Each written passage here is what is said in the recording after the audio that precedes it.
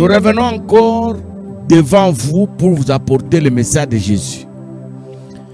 Mais j'aimerais d'abord vous rappeler quelque chose qui va beaucoup vous aider. Sur cette terre, nous sommes des passagers.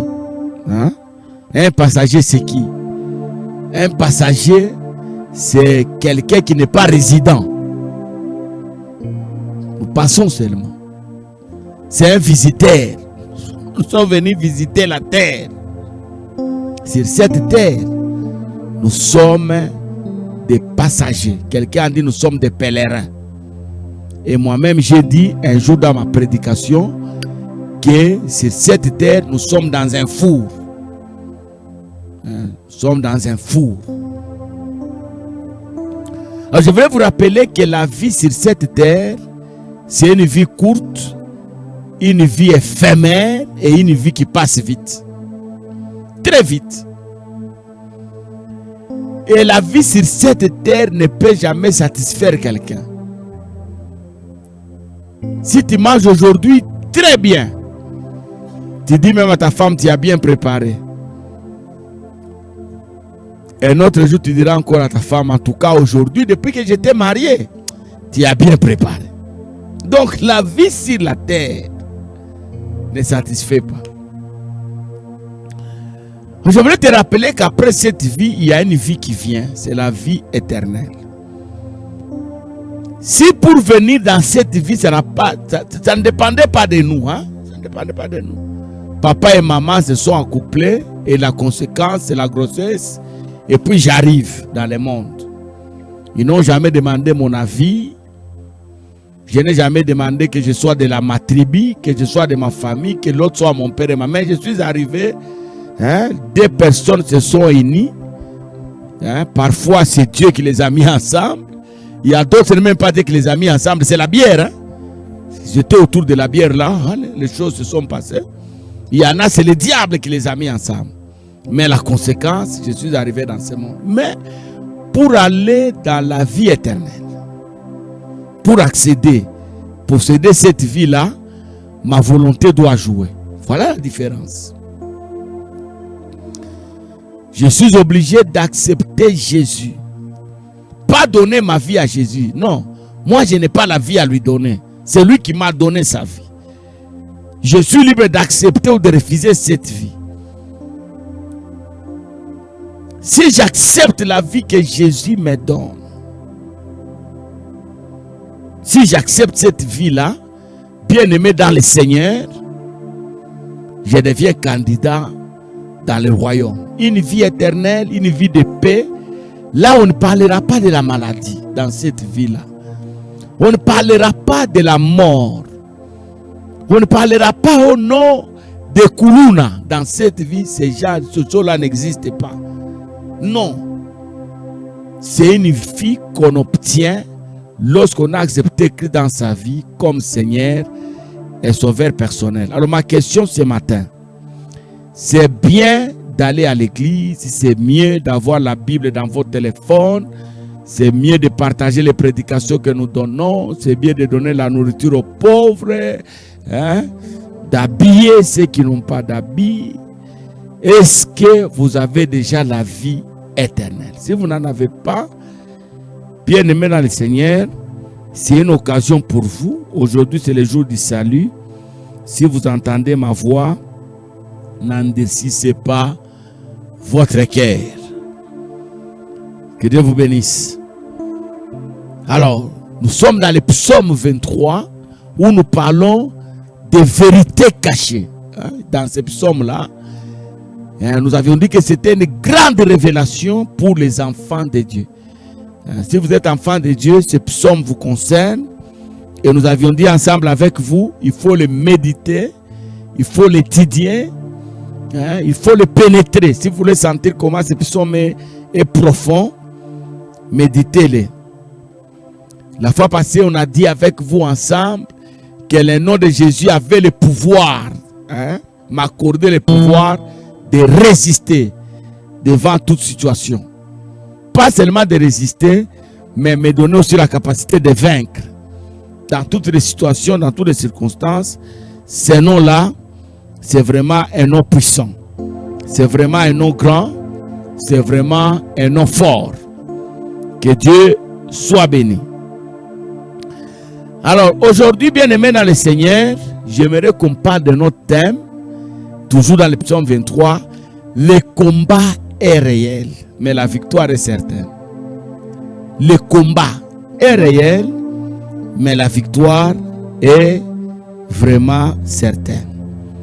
Nous prenons le psaume 23 toujours et nous lisons les versets 4.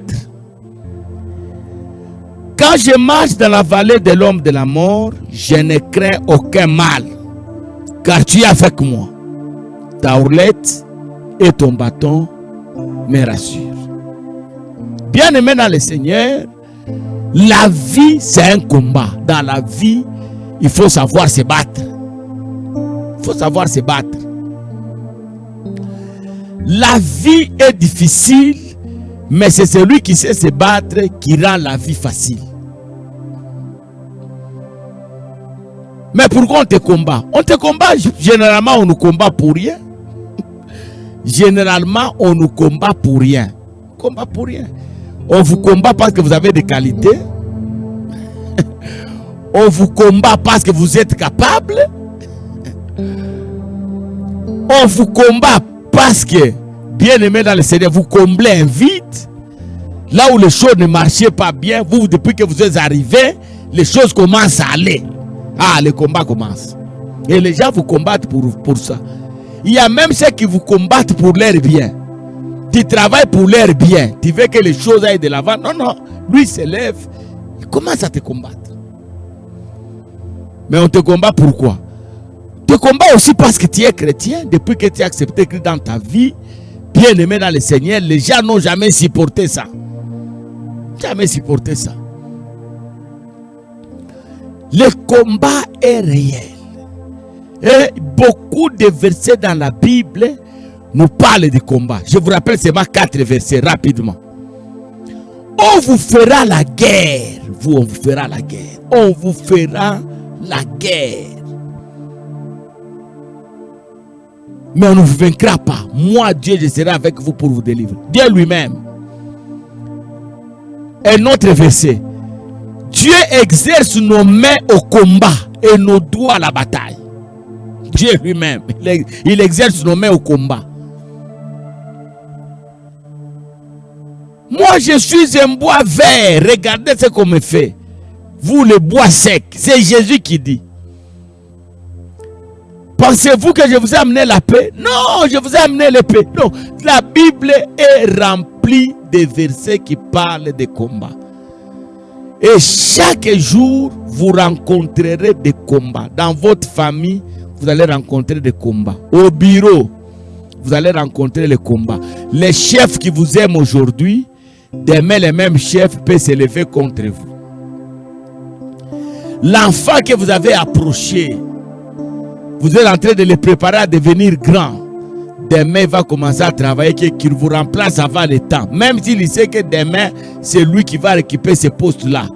Mais il est capable de vous combattre avant demain. Il commence déjà la guerre.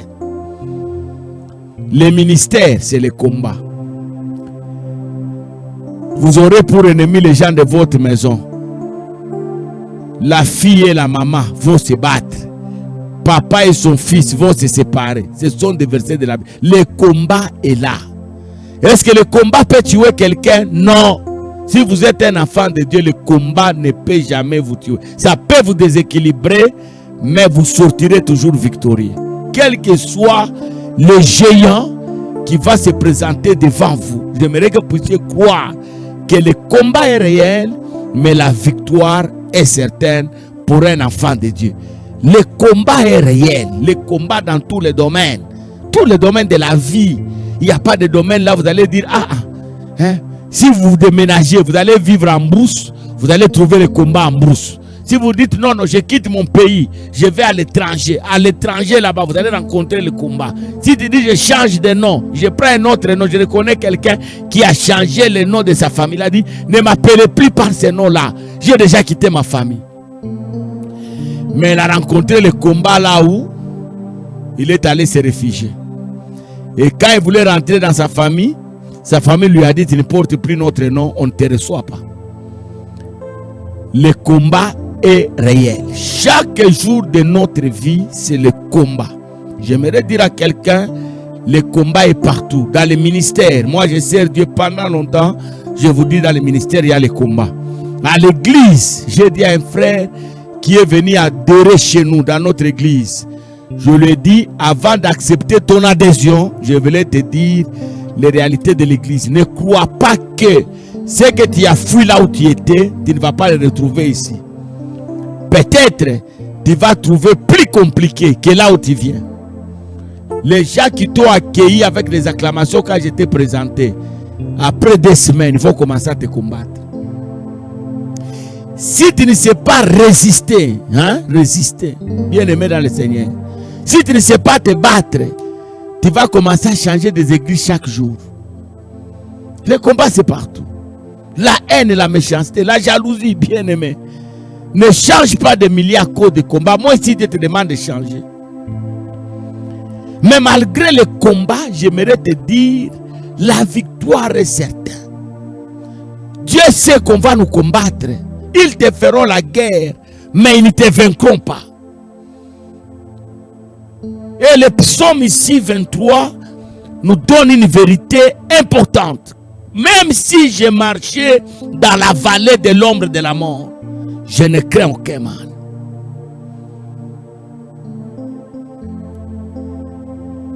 Car tu es avec moi. Je ne crains aucun mal, Seigneur, parce que toi, là, Dieu, tu es avec moi. Je ne marche pas seul. Ce que je fais, je ne le fais pas seul. La foi finira par me donner la victoire. La Bible dit, la victoire qui triomphe du monde, la victoire dans les épîtres des gens. La victoire qui triomphe du monde, c'est notre foi. Alors quand je donne ce message, il y a 2 conseils que je donne aux gens. Je vous donne ça rapidement. Premier, n'abandonne jamais à cause du combat. Tu vas reculer 100 ans en arrière. Ah, frère, on te voit plus. Le combat qui était là-bas, je devais mourir. J'ai seulement décidé d'abandonner. Tu as commis une grosse erreur. Tu as commis une grosse erreur. Les gens qui se sont battus des années, Dieu finit par les relever. Dieu finit par les présenter. Dieu finit par les glorifier. Premier conseil, quel que soit le combat de ta vie, n'abandonne pas. Continue à foncer. Continue à avancer. Sois un homme déterminant. Va. Arrive jusqu'à la fin. Ne crains pas. Deuxième conseil que je donne aux gens. Ne combat pas les gens, mais que les gens te combattent toi. Est-ce que quelqu'un m'a écouté? Premier conseil, n'abandonne pas. Deuxième conseil, ne sois pas provocateur de combat. Quand vous êtes provocateur de combat, vous êtes retardé. Les combats que vous provoquez vous retardent. Mais les combats qu'on vous mène vous avancent. Quelqu'un m'a écouté? Je reprends ma phrase. Lorsque c'est vous-même qui avez provoqué le combat, ça va vous retarder. Mais lorsque le combat, on vous l'a imposé, vous allez avancer. Le combat est réel, mais la victoire est certaine. Quelle que soit la durée que ça va prendre, tu finiras par témoigner. Même si je marche dans la vallée de l'homme de la mort, je ne crains aucun mal. Pourquoi? Car je suis avec toi, Seigneur. Je ne suis pas seul. Dans cette affaire, je ne suis pas seul. Dans ce que vous dites là, je ne suis pas seul. Vous savez, bien aimé dans le Seigneur, sur cette terre, il y a certains problèmes qu'on nous colle. Certaines accusations qu'on colle à nos vies qui sont fausses. Seul toi et Dieu saviez que ce qu'on dit sur vous est faux. Ne vous justifiez pas. Le Dieu qui est avec vous finira par. Il y aura un temps où votre ennemi va dire assurément, ce métier c'était un chrétien. Assurément, ce papa ici servait Dieu. J'aimerais dire à quelqu'un qui m'écoute ce soir, ce matin, cette nuit, tout dépend de l'heure à laquelle vous avez reçu cette vidéo. Le combat est réel. Ne fouillez pas. N'abandonnez pas. Résistez. La maladie qu'on vous a imposée là ne va pas vous emporter.